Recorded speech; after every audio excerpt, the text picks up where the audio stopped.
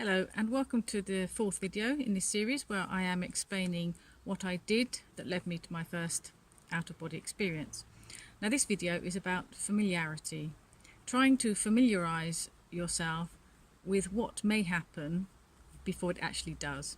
Now obviously nothing is like the real thing, like once you have an out-of-body experience there's no book that you can read about that. It's a sort of thing you have to experience for yourself, but you can familiarize yourself with various things that may happen in preparation, because if you become shocked by something or you're afraid of something, you will immediately re-enter your body, because any strong emotion tends to wake us up in the physical. So we want to try and avoid being afraid or things like that. So if you familiarize yourself with the things that could possibly happen or entities that you might meet or how you might feel, it will help you to stay calm and objective throughout the whole experience.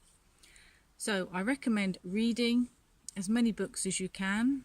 Now there's a lot of information on internet, not like there was when I first started astral projecting back in the year 2000. Things were difficult to come by. There are many wonderful books, and some of those books are listed on my website in the resources area. If you go to astralprojectionpodcast.com, I'm uploading a resources page where you can download various PDFs, and I will recommend certain books and websites where you can go and get information about things that may happen to you in the astral, how you might feel, etc, etc. Because as I said before, it's important to avoid any really strong emotion that can end the experience very quickly for you. So I recommend you watch videos. Again, there are many wonderful video channels. Oh dear, I live near a church and I do believe there's a funeral. I hope you don't mind the funeral bells. But that's the thing. Death is just a transition to the other side. It's just the final out-of-body experience, if you like. So we don't need to be afraid of death either. But we'll talk about that, death and dying, in other videos. So anyway, before I was distracted by the funeral bells, one of the disadvantages, well actually there's many disadvantages about living near a church, but well, we just have to put up with it. So I do recommend you watching as many videos as you can. You can also listen to my podcast. I have recorded the treatise on astral projection by Robert Bruce. I have his kind permission to record that, and that gives a good overview of astral projection. I hope the bells have stopped now, that's good. One of the things you really need to prepare yourself when you leave your body and you find yourself in the astral is that the astral is thought and feeling sensitive. So what you're feeling or what you're thinking, you can find right in front of you. This is why it's really important to familiarize yourself with various aspects. Even though each astral experience is unique to the experiencer, there are things that are generally in common that people do find that other people have also experienced them. For example, you might get entities trying to frighten you, because there are entities out there that get a kick out of frightening people that maybe their first time out, second time out, and so they don't really know what to expect.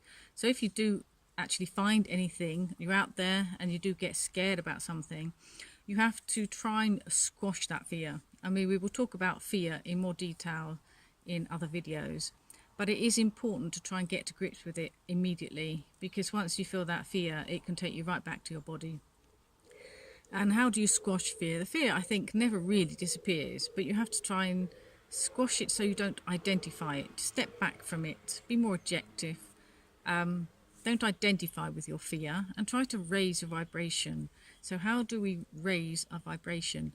Well, emotions or feelings of love, of joy, automatically raise our vibrations. Now, entities, negative entities, positivity is like the opposite of a magnet. It repels them.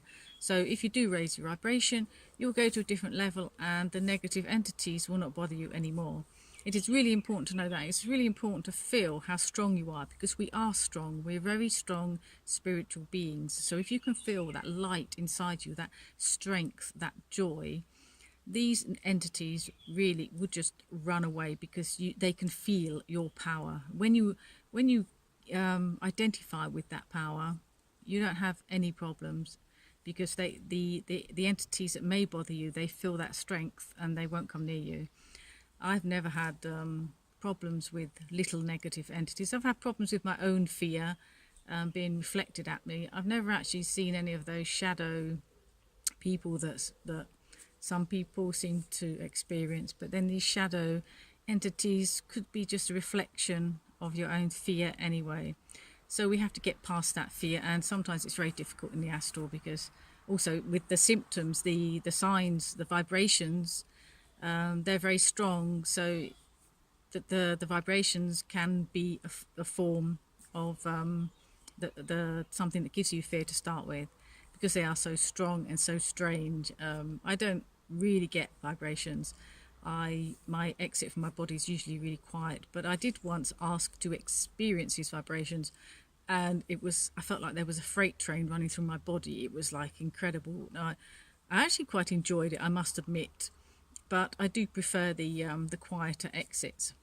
So getting to grips with fear is important, and familiarizing yourself with what may happen will help you deal with your fear. So read about other people's experiences, watch videos where people are talking about their experiences, listen to my podcast, read anything really will help in order to familiarize yourself. For example, nowadays we don't generally travel anywhere without preparing ourselves. We look at the Google map, we look where we have to go, sometimes we check out where we can even park the car. So we don't actually travel in a physical very often without preparing ourselves. And it's the same with the astral. Prepare yourself for what you may find. I'm not saying that you will find it, because we're all very, very different. We may find different things, we may have different emotional reactions to those things, but preparation is important for this sort of thing, in order to, well, also to not be shocked about things and have a bad experience. Because just because you're in the astral and have an out-of-body experience, it doesn't have to necessarily be a good experience to start with. This is why you mustn't try to have an out-of-body experience if you're feeling depressed, if you're not in a good mood, because if you do leave your body while you're feeling down, the chances are you'll have a negative experience. That's why it's really, really important to remain positive. So go to the Astral Projection podcast site. You can find it at astralprojectionpodcast.com, and check out the resources page. It'll be in the navigation menu. I will list some video channels there, some websites, books, and PDFs that you can download straight from the site. Okay, so get reading, get watching, get listening, and get familiar. And I'll see you next time in the next video. Bye for now.